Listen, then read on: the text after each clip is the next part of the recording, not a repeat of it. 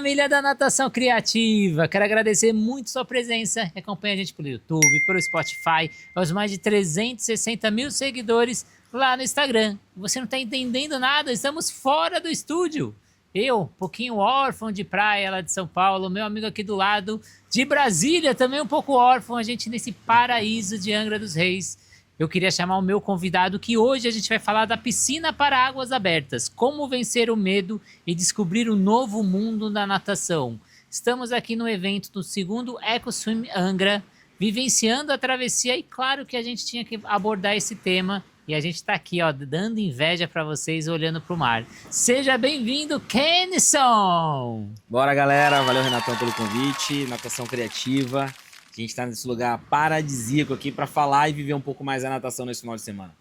E se você não conhece o canal desse rapaz, você tem que ir lá, Minuto da Natação. Você vai dar muita risada, vai ter muito conteúdo educativo, muita coisa importante da natação para você. E a gente ainda não fez o nosso meme aqui em Angra dos Reis, que até o final a gente tem que fazer. Mas indo para o nosso assunto, milhares de nadadores dominam perfeitamente a piscina. Nadam quilômetros, têm boa técnica, condicionamento físico e confiança. Mas basta olhar para um lago, um rio ou mar que tudo muda. O medo aparece, a ansiedade aumenta, a confiança desaparece. E por que será que tudo isso acontece? Será que nadar em águas abertas exige realmente outro nível de preparo? Ou o maior desafio está dentro da mente de cada pessoa? Nesse episódio vamos entender como acontece a transição da piscina para águas abertas. Quais são os erros mais comuns, as falsas crenças que impedem tantos nadadores de viver essa experiência e como qualquer pessoa pode fazer essa mudança com segurança, planejamento e confiança. Kenison, conta pra mim, você está aqui no segundo EcoSwim Angra, você presenciou essa dificuldade, às vezes, as pessoas fazerem a transição da piscina para o mar? Aqui no evento a gente está vivenciando, a gente está participando com nadadores de vários níveis, nadadores que estão vivendo isso pela primeira vez, nadadores que fazem ultramaratonas aquáticas internacionais. Então a gente tem aqui grandes atletas e a gente tem o pessoal que está pela primeira vez. Então é uma oportunidade de nós, professores, dos alunos de primeira vez. A gente está fazendo esse network, a gente está trocando essa ideia em relação e essas experiências, né? A gente está conversando com pessoas muito mais experientes dentro da natação e trazendo, absorvendo o que a gente pode considerar bom para a gente, né? Em relação às várias possibilidades, porque a gente tem que lembrar o seguinte: a natação em águas abertas é um esporte, é uma modalidade dentro da prática da natação. Então, ela vai ter as suas particularidades aí que a gente vai estar abordando agora dentro desse episódio para vocês. E antes de a gente se aprofundar nesse tema, claro que a gente tem que agradecer os nossos parceiros que fazem desse sonho uma realidade. A produtora Articula, que está fazendo toda a assessoria desse processo, levando câmera para cima e para baixo. É o mar, é dentro da casa, é fora da casa, produzindo imagem e som de qualidade. Olha o desafio, o mar rolando, as pessoas falando e tudo rolando para vocês aí, perfeita sintonia. Se você tem vontade de fazer o seu podcast ou fazer vídeo aulas, você é professor de educação física, natação, já pensou? Viver de infoprodutos? Só chamar a produtora Articula, que eu tenho certeza que eles vão entregar o projeto que você precisa. A plataforma Educar, com mais de 200 cursos para você estudar onde quiser, como quiser e quantas vezes quiser, no conforto da sua casa. Tudo isso com o certificado. A Flote Materiais de Natação, mais de 400 materiais no catálogo da Flote. E não é só natação, não. Tem hidroginástica, hidroterapia, material para vestiário, tudo que você pensa em água, a Flote oferece para você com ISO 9001, com alta durabilidade. A Swim Track, o aplicativo de natação que leva tecnologia para a borda da piscina. Faça avaliação pedagógica, aeróbica, anaeróbica, manda vídeo, faz chamada, tem o seu próprio aplicativo da natação com o seu logo e com o seu nome. Sobrasa, tanto eu quanto o Kenison somos representantes Sobrasa, voluntários Sobrasa. Seja voluntário você também, leve ações para a sua região. Entre no site sobrasa.org, preencha um cadastro e recebe um kit gratuito na sua casa. A Raizo, nova metodologia no mercado, trabalhando gamificação dentro da piscina com metade do preço do concorrente. O The Office Studio, onde a gente faz as nossas gravações em São Paulo, lá no coração de Pinheiros, próximo do metrô, próximo do trem, fácil acesso para você também gravar o seu conteúdo digital. Mas, Kenison, conta para o nosso público. Tem gente que praticamente vive na piscina, faz a prática na piscina e depois tem que transferir isso para o mar. Isso são dois esportes diferentes? Ou a gente pode considerar, não, é a mesma coisa.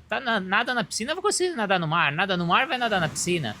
É diferente? É igual? Ou é igual diferente? Eu vou considerar o mesmo esporte, mas uma modalidade diferente da outra dentro da mesma prática. Então, na natação em piscina, a gente vai entender que é um ambiente controlado. E dentro desse ambiente controlado, é muito mais fácil de eu dirigir o meu aluno, de eu assistir o meu aluno, de eu fazer correções em cima dele e trazer esse conforto emocional refletido no aspecto motor dele, na melhora motora dele, de coordenação também. Já na natação em águas abertas, eu estou fazendo um apanhado geral, tá? Para vocês entenderem. Dentro das águas abertas, a gente vai sofrer variações. Então, a gente tem variações do tempo, vento, chuva, sol, calor, enfim. A gente tem a variação da água. A gente tem a variação da água que vai no que diz respeito a água mais fria, água mais quente, água mais mexida, menos mexida, mais onda, menos onda. Então, todos esses aspectos vão influenciar no emocional do meu aluno. E se esse meu nadador vai ter o emocional abalado, isso pode, não é via de regra, mas isso pode interferir na questão motora dele, fisiológica dele dentro da prática. E a gente está aqui presenciando o segundo Eco Swim Angra. A gente fez a parte de uma clínica na piscina e depois a gente fez uma clínica do mar, preparando eles para a travessia propriamente dito. Isso dificilmente acontece nos eventos de águas abertas, de uma realidade diferente. E quando eles entraram no mar hoje pela manhã, ele estava no estado. Agora que a gente está olhando para o mar, a gente já vê que é um outro mar. Parece que a gente está em outra região, outro país, porque o que eles fizeram de manhã, dificilmente eles iam conseguir fazer agora à tarde. E será que é isso que gera tanta insegurança para quem está na piscina, para o mar, essa imprevisibilidade? Você não sabe o que você vai enfrentar? Você também enfrenta isso com seus alunos e você conseguiu perceber isso também aqui no público? Porque, como você falou, tem gente de tudo que é nível, tinha gente com muita experiência, pouca experiência. E aí, será que é isso que gera insegurança? Sim e também, né? Sim e também. Hoje a gente pôde observar o pessoal que já nada, então desenrolou tranquilamente. E a gente observou pessoas que precisaram dos professores ao lado para fazer os trechos de 100, 200, 300 metros que fosse. Então, agora, considerando que o mar estava mais calmo ainda há pouco e com o mar agora muito mais mexido, aquelas mesmas pessoas, mesmo com o auxílio de um profissional do lado, talvez não conseguissem, não tivessem condições ainda emocionais de estar nadando no mar um pouco mais mexido. Então, assim como na natação, que a gente começa do beabá, né, aplicando até o último estilo, a última técnica perfeita, nas águas abertas também. A gente não vai começar fazendo uma travessia de 2, 3, 4, 5 mil. A gente vai começar, né, gradativamente aplicando a técnica de natação em águas abertas para que esse aluno primeiro desbloqueie esse emocional dele. E aí é onde entram os treinos, é onde entra o processo de ambientação, dia após dia, semana após semana, até esse aluno ter esse emocional totalmente tranquilizado e normalizado quando entrar num espaço desse. Eu vou contar um segredo aí para o nosso público. Você tem um projeto em Brasília que faz essa transição da piscina para o mar, mas como você faz isso em Brasília se não tem mar em Brasília? E quais são as dificuldades que você encontra nesses alunos iniciantes que querem fazer essa transição? Excelente. A gente tem o estigma, né? Os alunos têm esse achismo, entre aspas, de achar que a natação em águas abertas só funciona para aquele aluno que já nada 1000, que já nada 2000, que já nada 3000. E não, é um ledo engano aí que a gente tenta, né, desmistificar. Por quê? Você nadando 50, nadando 100, nadando 200, você tá sim preparado para nadar em águas abertas. E é como eu falei, é gradativo. Você não vai começar com uma travessia, você vai começar um trabalho de margem, você vai começar se aclimatando à temperatura da água, conscientizando o processo de respiração, visualizações, fronte lateral, frontal, sol lateral, entendendo o ambiente que você está. Indo em Brasília, a gente trabalha no Lago Paranoá. É um pedaço de água parado, né? Não tem correnteza. Quando tem um pouco de vento para um lado ou para o outro, mas não tem correnteza. Você não vai ter muitas adversidades a controlar. Eu considero uma adversidade maior nesse processo os pensamentos intrusivos. E aí que o apoio, né, de alguém mais especializado vale. porque o meu aluno ele se tranquiliza quando a gente conversa, quando eu exponho, quando eu conto detalhes, quando eu falo dos fatos das águas abertas, do lago em si, como funciona aquela margem, a margem de cá, né? Qual o tamanho da travessia. Então a gente vai tranquilizando o aluno com conversas, com fatos, com informações. Então um aluno melhor informado é um aluno que aceita melhor tem a tendência a ter um controle melhor dos pensamentos intrusivos. Então no lago eu vou ter o quê? Que meu aluno vai se assustar? Peixe, né? Pequenos cágados, e tem jacaré. Tem jacaré, vou falar para vocês que tem jacaré, vou afirmar que tem. Mas é algo que não é recorrente de ser visto. A gente costuma falar que o Jack, né, entre aspas, aí, ele mora nas regiões isoladas e se você parar para você ver o que já aconteceu no lago, não tem relato nenhum de ataque de jacaré, de ataque de peixe, né, em relação aos nadadores. Então, fiquem tranquilos, o lago é seguro para nadar.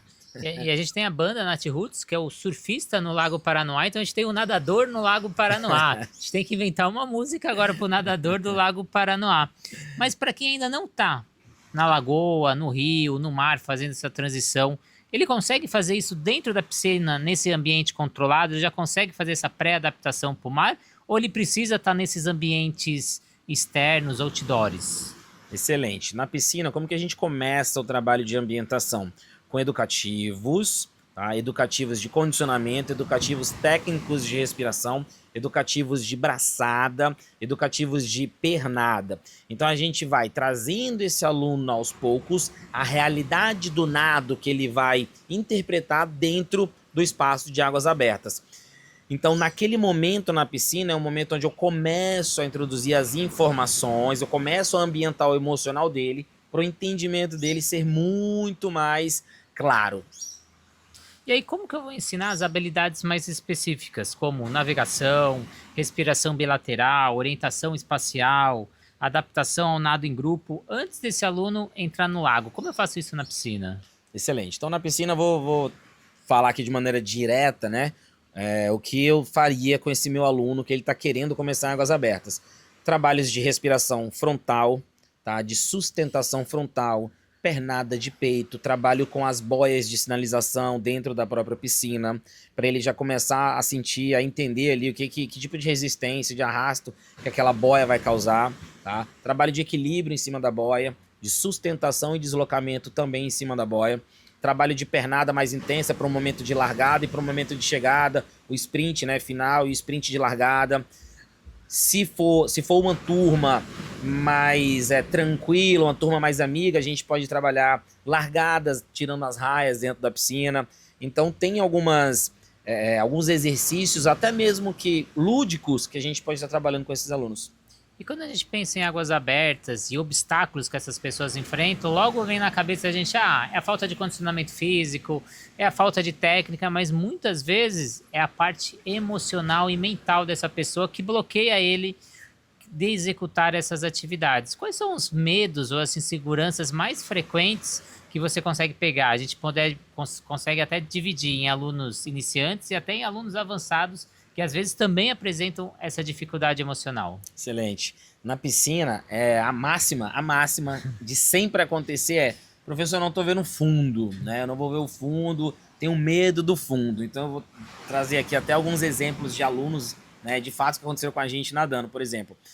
Aluno que já me relatou que passou, que na nossa frente, na verdade, estava acontecendo uma chuva de piabas, né? Estavam muitos peixinhos pulando. E aí a aluna do meio do lago vira e fala: professor, se tem peixe em cima, é porque tem alguma coisa empurrando embaixo. Então, os pensamentos intrusivos, né, a lógica do medo, ela traz o aluno para a incoerência. Então, você encontra vários pensamentos, tá? Principalmente essa questão do fundo, de não enxergar o fundo, de ser escuro. E esse emocional acaba atrapalhando esse aluno, porque ele vai pensar em tubarão, em peixe, em jacaré, em afogamento.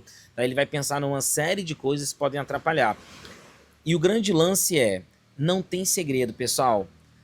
É você estar para estar melhor. Então, quanto mais você pratica, mais ambientado vai estar o seu emocional. Então, por que eu estou batendo nessa tecla da mente? Porque O condicionamento em si, eu considero até menos importante, porque o meu aluno que nada 100, 50, 100, ele vai ter um processo ali de margem, ele vai ter a boia para se apoiar, mas o meu aluno que não sustenta o emocional por 50 metros, esse sim a gente vai ter que fazer um trabalho muito mais incisivo em cima dele. Eu fiz até uma entrevista falando um pouco de protocolos para quem tem receio, insegurança, como enfrentar isso. Eu vou deixar o card aqui no final de um podcast que eu já fiz. E como ensinar o aluno uma habilidade também muito importante, que às vezes simplesmente é parar. Porque na piscina eu consigo colocar o pé no chão, é um ambiente que às vezes, entre aspas, a gente chama que dá pé pra gente, eu consigo ficar em pé com a água na altura do peito. Já dentro de águas abertas eu não consigo. Como ensinar esse aluno a parar, respirar, flutuar e recuperar o controle completamente das suas ações em águas abertas? Excelente. Então, quando a gente está fazendo um trabalho de águas abertas, normalmente os alunos chegam nadando crawl. Um ou outro aluno vai ter ali um entendimento maior do nado peito, que seria um nado de sustentação excelente. Quando esse aluno não tem a sustentação do nado peito, eu ensino o meu aluno a sustentar a boia na região do peito, passando embaixo dos braços, mantendo a posição horizontal, ou seja, de barriga para baixo, a posição ventral na horizontal de barriga para baixo, né? Para ele estabilizar a posição. E assim ele vai conseguir encontrar o ponto de referência, corrigir um óculos que está embaçado, ajeitar uma touca. Então, essa posição horizontal ventral com a pernada de crawl para equilibrar a posição em cima da boia é uma posição que eu utilizo muito com o meu aluno quando ele não tem a pernada de peito. Quando tem a pernada de peito, aí é dar-lhe pernada de peito, que aí é uma das maneiras de sustentação mais eficientes que tem. E aí o aluno perdeu o medo dessas crenças limitantes, ele já sabe parar, respirar, flutuar, e aí ele quer começar a realizar as travessias. Ele faz aquela primeira de 500, depois de 1.000, aí ele já começa a dar aqueles saltos, né? De 3, de 5, para 15, para 30. E aí esse aumento muito rápido, às vezes pode ocasionar lesão. Como fazer esse aumento de volume, mas de uma forma consciente? Porque se eu estou com um movimento técnico errado, isso pode fazer esse movimento várias vezes, pode provocar uma lesão. Como adaptar agora para altos volumes? Normalmente, quando a gente tem, diferentemente da corrida, onde a gente encontra pessoas que fizeram uma prova de 5 quilômetros, que daqui a 2 meses querem correr uma maratona, considerando que é um exercício de altíssimo impacto e lesivo, na natação, o que a gente observa, empiricamente falando, é que esse crescimento, essa curva, ela se dá de maneira muito mais coerente. Por quê? O nadador que nada 1.000, 2.000, 3.000, ele vai subir de maneira muito mais tranquila essa metragem. Dificilmente, e eu vou te falar, eu nunca vi em 22 anos de piscina alguém que saiu de uma distância curta e que deu um salto considerável em relação ao volume de treino e volume também de prova. Normalmente é isso que acontece, igual você falou, é 1.000, 2.000, 3.000, 5, 10. A galera que já vai para uma ultramaratona, passando dos 10 da maratona aquática, é um pessoal que já treina há bastante tempo, que já tem uma rodagem maior. E aí, no caso, como qualquer esporte aqui, eu vou fazer vou acender uma alerta. A natação, ela também é um esporte. Ela tem um suprassumo de ser aquele esporte que vai curar todas as lesões e sarar todas as doenças. Mas a gente tem que entender que a natação é um esporte. E como qualquer esporte, o seu uso desmedido, ele pode ocasionar uma lesão. Então, em relação a isso, é tomar sempre o cuidado e fazer o acompanhamento médico ideal. E fazer o acompanhamento de um profissional especializado. Então, às vezes, começa a fazer esse treino sozinho, aumentando o volume, e conforme você vai cansando, você vai perdendo o gesto técnico, e aí isso vai ocasionando lesão. Aí você chega lá, tô com dor no ombro, e aí aquele treino que você estava executando há meses, você vai ter que parar, dar uma regredida, começar de novo. Então, às vezes, são economias que, às vezes, lá na frente, não vai dar certo. Então, procure um especialista na sua região, procure um professor para sempre te orientar e possivelmente isso de forma presencial. E como o comportamento do treinador influencia diretamente a confiança do aluno para ele fazer tanto a transição da piscina para o mar, como também o aumento de volumes nos treinos? Excelente. Aqui eu vou fazer uma provocação, você já me conhece do Instagram, né, que eu faço essa provocação na minha rede. É um excelente incentivo para que meu aluno pratique, faça uma prova, é que eu também seja um competidor. Não estou falando do alto rendimento, não estou falando de nível olímpico, eu estou falando simplesmente de eu vivenciar aquilo e trazer o meu aluno para junto de mim, para junto da realidade que eu já vivi, eu vivo, tá? Isso facilita muito quando o seu aluno percebe que você participa também, nada também, ele ganha uns pontinhos de confiança. Pelo fato de que ele está vendo alguém que ele considera referência fazer aquela mesma coisa antecipadamente. Então ele, pô, se meu professor faz, ele tá falando que é legal, ele gosta, ele se diverte, ele vê você feliz naquele momento, o entusiasmo ele é contagiante. Peraí, Kendes, que agora o buraco é mais embaixo. Você fez a provocação, eu faço de volta. Eu tenho a réplica aqui.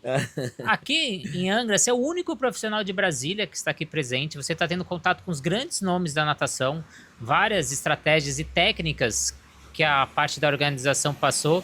A gente tem a Débora Puzzi, que acabou de entrar no Guinness. A gente tem a Lê, a Bia Nantes, muita gente referência em águas abertas, dando várias dicas, estratégias. A Débora até passou a parte fisiológica, que é normal, quando chega nos 3 quilômetros, a gente tem uma queda de rendimento, isso vai melhorar quando chegar nos 6, 7 quilômetros. Então, informações valiosas que estão sendo trocadas aqui, tanto de experiência pessoal quanto de ciência. Então, quanto isso vai agregar o que você está vivendo aqui para os seus alunos lá em Brasília? Excelente.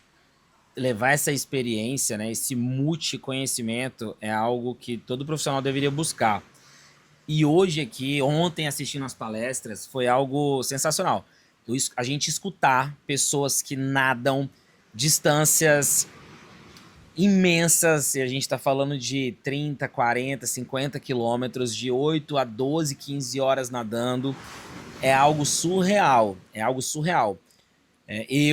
no máximo que eu fiz foram provas de 3 a 5 quilômetros, é o que eu faço quando eu estou muito motivado a fazer. Normalmente é prova de 2, 3, e você vê ao vivo ali, próximo de você, uma pessoa que nada, esse tanto, né, que a gente considera algo surreal, é de cair o queixo. Então, a primeira coisa que eu vou levar para Brasília é justamente essa fala dessas mulheres, né, que estavam com a gente, sensacionais, ontem na palestra, estavam aqui nadando com a gente, em relação ao nível de resiliência que isso gera dentro da pessoa. Então, escutar um ultramaratonista falar para você sobre é algo extremamente motivador e, com certeza, levar o exemplo delas para junto dos nossos treinos. E aí eu tenho que enaltecer que você não só assistiu de forma passiva, você estava também na mesa redonda, contribuindo com o seu conhecimento, e sem contar que você está nos bastidores. A gente está com uma casa alugada aqui, então você estava junto com a gente nos jantares, no almoço, convivendo e às vezes até absorvendo o conhecimento dessas pessoas, muito além de só o evento. Então você não está simplesmente como aluno. Conta essa sua experiência. Então, a gente está na segunda edição do EcoSwim, né? E a gente tem a felicidade de estar aqui hoje como convidado, vivenciando e nos bastidores junto com esse pessoal. Então a gente tem momentos mais intimistas, onde as conversas podem gerar detalhes que às vezes não é passado para o público em geral. E isso acaba trazendo para a gente insights em relação ao que a gente pode aplicar no treino ou pode replicar com os nossos alunos. E isso aí é sem valor, é inestimável. Você até brincava ali nos bastidores, falava, nossa, eu nem quero cachê, nem me dá cachê, que o que eu tô aprendendo aqui de conhecimento vale muita coisa. Às vezes, uma vez eu fui para Fortaleza dar uma aula de pós-graduação, e a gente estava naquele momento mais fora da aula, e aí veio uma aluna e falou, Renato, eu tenho uma dúvida que eu carrego há anos comigo, e nunca ninguém conseguiu resolver. E aí ela fez a pergunta, eu respondi, ela falou, nossa, é isso mesmo, nossa, sabia que eu tinha anos essa angústia, e você conseguiu aqui em 5 minutos resolver essa minha angústia de anos. Então, às vezes, a gente tem essa oportunidade que não tem preço, às vezes são coisas que a gente vem carregando, tentando achar em livro, artigo, às vezes procurando no chat GPT e não acha a solução. E aí você vê que uma pessoa com conhecimento, com uma experiência, com uma outra visão, e te traz ali um novo conhecimento, uma nova visão, um novo patamar, e você vai aplicar e fala, nossa, era aquilo mesmo que estava faltando para eu conseguir. Você vivenciou, como você falou, o primeiro EcoSwim Angra, agora estamos no segundo. Qual o momento que você mais gosta, ou você mais se identifica? É a palestras com os grandes nomes da natação? É a mesa redonda? É a clínica prática na piscina, é a clínica prática no mar, é a travessia propriamente dita, são os passeios que a gente pega escuna e vai conhecer as ilhas e também dá umas nadadas conhecendo as ilhas aqui ao redor, são os almoços, jantares, é a convivência na casa, com certeza eu também esqueci alguma coisa, ou simplesmente a viagem, a experiência de chegar e ir embora também. Cara, a última frase que você falou agora englobou tudo, né? A experiência em si é absurda. O passeio de barco é sensacional, é o último dia, essa imersão termina, galera, aqui na EcoSwim, com um encontro lá no centro de Angra. Todo mundo entra na escuna, faz o passeio para a travessia, o pessoal, os familiares, os convidados, eles acompanham na escuna, e, junto com os caiaqueiros, o grupo chegou, contempla, vai para outra praia, vai almoçar em outra praia e retorna para Angra no final do dia. Então esse último dia ele é sensacional. E vocês conhecem a minha pessoa, sabem que quando eu tenho a oportunidade de falar, eu gosto de falar. Então, estar ali falando sobre natação num espaço onde as pessoas querem ouvir a natação, isso também é outra realização maravilhosa para mim como professor, para a gente como profissional palestrante, isso é sensacional. No momento que a gente está gravando aqui, a gente está no segundo dia, então eu ainda não presenciei esse momento. E aí depois eu retorno para vocês para falar o que é essa experiência desse passeio contemplativo que a gente vai realizar no último dia. Mas voltando para o nosso tema, que a gente acaba se perdendo aqui, quais estratégias você utiliza como primeira experiência nas águas abertas para que ela seja prazerosa e não traumática? Porque às vezes eu encontro com as pessoas vão fazer sua primeira ou primeiras provas, e elas falam, nossa, não quero mais isso, que eu vivi uma experiência horrível. Eu procuro durante as primeiras idas, os primeiros treinos, não forçar o meu aluno, o meu nadador, a estar fazendo um trabalho de fundo ou de travessia de um ponto ao outro. E lá em Brasília a gente tem o Lago Paranoá, e normalmente a gente ou nada, faz uma margem muito longa, ou faz travessias, pequenas travessias de até 800, 900 metros, 1 quilômetro. Nas primeiras aulas eu simplesmente deixo acontecer. O meu aluno ele vai perguntar, mas na primeira a gente já vai atravessar? Eu falo, não necessariamente. Vai depender de como você se comporta nesses primeiros minutos para saber se a gente vai atravessar ou não. Um trabalho de margem, de aquecimento. Mesmo o aluno nadando 2, 3 mil na piscina. Não é porque ele tem uma metragem boa, um treino eficiente na piscina, que ele vai conseguir fazer essa sustentação mental de 20, 30 minutos sem olhar olhando para o fundo, para o nada ali, né? Para um breu.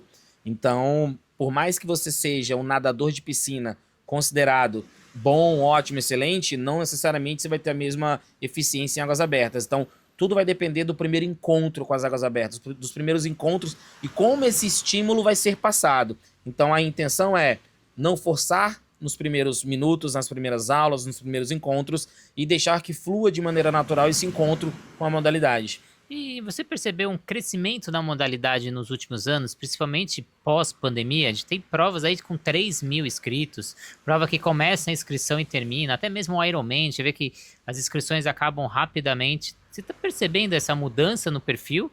E por que as pessoas estão buscando nadar em águas abertas hoje em dia? O que leva essas pessoas para ter esse crescimento do mercado? Excelente, eu vou considerar alguns aspectos, e entre eles o digital, a internet. Quanto mais você faz evento, os organizadores eles buscam propagar esse evento através das publicações. E quanto mais pessoas fazem e têm uma experiência boa, ótima, excelente, elas convidam outras pessoas. Então, acredito que a propagação via digital ela é um carro-chefe para essas provas. Outro ponto, pós-pandemia, você obrigou, entre aspas, aquelas pessoas a procurarem alternativas fora de ambientes fechados. Isso também ajudou bastante. A prática do triatlon também, o aumento das provas de triatlon no Brasil fizeram com que também houvesse essa procura maior pelas águas abertas. Então eu considero esses 3 aspectos alguns dos motivadores para isso. Eu colocaria mais algumas coisas nesse balaio aí. Uma das coisas é que às vezes a gente enaltece muito os melhores na técnica, os melhores que fazem os tempos mais rápidos ali, e 90% não são essas pessoas. Então, quem são os melhores na natação? Primeiro, segundo e terceiro, e 90% é o restante, os meros mortais, assim como eu, que eu era os meros mortais da natação. E aí essas pessoas, às vezes, não se identificam naquelas competições tradicionais de natação. Porque aí, quando você entra na piscina, fica muito evidente quem é o primeiro, quem é o segundo, quem é o terceiro. Quando você entra no mar, isso não acontece. Caiu lá no mar, você já não sabe quem está em primeiro, quem está em segundo, você não sabe quem é o primeiro daquela categoria, quem é o segundo da outra categoria, aquilo ali tudo se mistura. E aí você sai do mar, ninguém sabe que você saiu em último, saiu em primeiro, saiu em décimo, e aí te dá uma outra sensação. E a outra coisa, pós-pandemia, a gente viu a importância dessa convivência em grupo, em comunidade. E Águas Abertas provoca muito isso. Então você vai para uma outra cidade, você vê uma comunidade, uma tribo que respira as mesmas coisas que você respira, você leva a sua família, todo mundo convivendo junto, e não é só aquele momento da competição. Tem o antes, tem o durante, tem o depois, que é o que a gente comentou aqui do EcoSul em Angra. Tem o passeio de escuna, tem os jantares, tem o almoço, tem os palestrantes, então tem muito mais que provoca esse network do que uma competição de natação, que simplesmente você pega a sua sacolinha, vai lá, cai na água, nada, pega a sua sacolinha e vai embora. Então, o espírito ali de Águas Abertas, o que ele provoca, então acho que está atraindo muito mais pessoas, né? Essa convivência familiar, todo mundo em prol do mesmo objetivo, todo mundo conversando sobre natação, eu ainda colocaria essas coisas. E se você encontrasse hoje, Keynes, aquele seu aluno, que ele fala, mas Águas Abertas não é para mim, eu tenho muita dificuldade, eu tenho medo, eu tenho receio, como você faria aí para poder auxiliar ele ou até mesmo incentivá-lo a ir para Águas Abertas? Excelente. O trabalho inicial com esse aluno que demonstrasse esse tipo de bloqueio, já de opinião, né? Eu traria para a piscina aspectos. Então, eu trabalharia vários aspectos dentro da piscina, séries de condicionamento. Tem um exercício muito legal na piscina, eu vou passar para vocês aqui agora. Sabe a linha do T? A linha do T, né, que divide ali, tá no meio da raia, ela termina antes de chegar na parede, aquela linha. Então, eu tenho um exercício muito legal quando eu estou iniciando o meu aluno na questão das águas abertas e na sustentação. Eu desafio o meu aluno, dependendo do aluno, do nível de condicionamento dele, a trabalhar as metragens, que seja piscina de 25, tá? Vamos considerar. Ele vai até a linha do T, ele faz a volta, ou faz um giro, ou faz uma virada, mas sem tocar os pés no chão nem na parede. Então ele não faz virada olímpica, ele não faz virada simples. Ele chega na linha do T, ele volta nadando. Linha do T, ele volta nadando. E já já escutei de vários alunos que nadavam 50 ou 100 metros direto, quando eu desafiei, né, nesse momento da aula, esse exercício, eles nadavam 200, 300, 400 metros direto e não sabiam que nadavam. Eles escutavam e eles falavam, professor, eu não sabia que eu conseguiria nadar 300 direto, porque toda vez eu chego na borda, boto o pé, apoio, ou descanso 5 segundos e eu não coloquei o pé em nenhum lugar. Então é um exercício muito legal para um aluno que tem baixo condicionamento, começar a se descobrir dentro da prática e acreditar nele mesmo. E aí, uma pergunta aí de 1 milhão aí, para te provocar, Kenneth. O mais difícil é ensinar um aluno a nadar ou ensiná-lo a confiar em si mesmo? Nossa, eu vou até repetir a pergunta. Ensinar o mais difícil é ensinar a técnica, né, para ele nadar, ou ele ter autoconfiança nele mesmo para poder executar essas técnicas. Porque muitas vezes o aluno tem mais confiança no professor do que nele mesmo. Boa, pensei aqui, excelente. Eu utilizo a aplicação e a melhora na técnica do meu aluno para ele melhorar a confiança. Então, primeiro eu vou para a técnica para ele começar a melhorar essa confiança nele mesmo.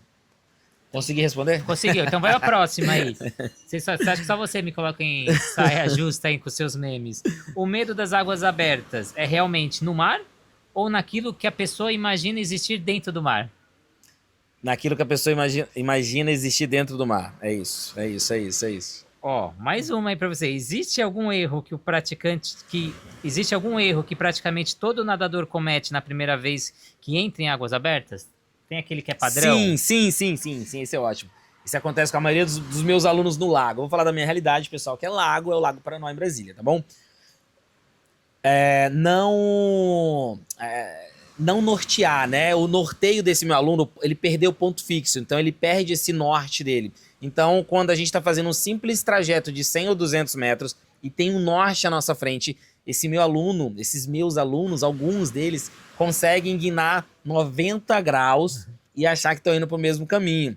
Então, eles perdem o ponto de referência muito fácil. Então, isso acontece demais na primeira aula, nos primeiros contatos com as águas abertas. Os alunos, eles desnorteiam. Eu queria que você contasse aí a maior transformação que você já conseguiu provocar em um aluno, seja vencendo medo, aumentando o volume, ou conseguindo enfrentar algum desafio, algum bloqueio que ele tinha e conseguiu completar uma travessia? Excelente. Eu tive um aluno que ele demorou 7 aulas para ele fazer a primeira travessia dele. Foi meu aluno mais demorado em relação ao número de aulas para que ele conseguisse nadar 900 metros, que era o nosso trecho, né, de uma ponta a outra. Demorou 7 aulas, então foi meu aluno mais desafiador. Todas as aulas com bastante receio, bastante medo. Eu tendo que, às vezes, dar meu apoio de mão ali no processo de sustentação para que ele apoiasse melhor na boia. Então, quando ele fez isso, ele ficou muito feliz, muito realizado. Ele começou a nadar em águas abertas, aí a nossa próxima aula já foi uma aula mais tranquila. Mas eu vou considerar aqui, entre aspas, até a demora que foi para conseguir isso acontecer. Então, quanto mais bloqueio a pessoa tem, quanto mais receio ela coloca, quanto mais pensamento ruim ela tem naquele momento, mais demorado vai ser o processo.